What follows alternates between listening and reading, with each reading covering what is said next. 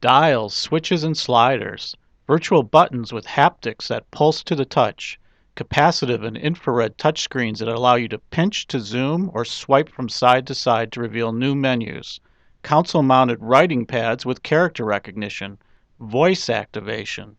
There are a lot of choices for automakers when it comes to designing the human-machine interface controls needed to operate the growing list of mission-critical features and infotainment options in today's cars and trucks. And while the jury still may be out when deciding what works best where, we're beginning to draw some conclusions as we compile our scores on the 28 nominees for the initial Ward's 10 Best UX Awards.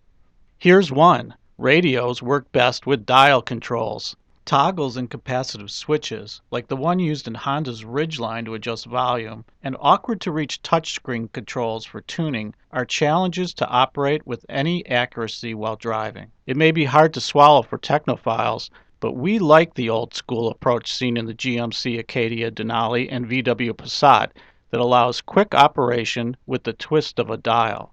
We also prefer console-mounted controllers over touchscreens, at least when the car is in motion. But in vehicles that offer only touchscreens, we're finding the less clutter and the bigger the icons, the better. And stabbing at the screen is made easier if there's a place to rest your hand. The Ford Escape does this with a hood of sorts at the top of its display.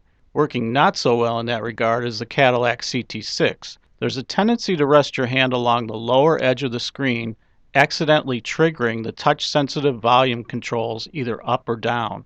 Touchscreens that don't respond quickly, as in the Jaguar F-Pace, or complicated menus that require multiple steps to perform simple tasks, are both frustrating and distracting.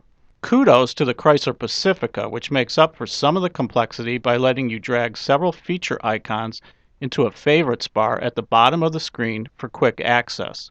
And please, don't hide critical switches. The Mercedes E300 we tested does a lot right in terms of knobs and dials, but it positions the advanced cruise control stalk out of sight behind the steering wheel, making the driver work from memory and feel to accelerate, decelerate, and adjust stopping distance.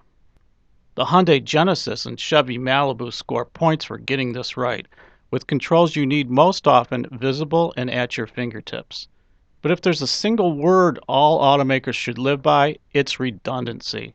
BMW's 7 Series does it best, allowing nearly everything to be accessed 3 ways: by iDrive controller, touchscreen, and voice commands. And there are additional hard buttons on the dash and steering wheel, as well as more faddish gesture controls to adjust radio volume, for example. Redundancy is a design philosophy worth proliferating, and we're counting on it to trickle down to lower cost vehicles over the next few years.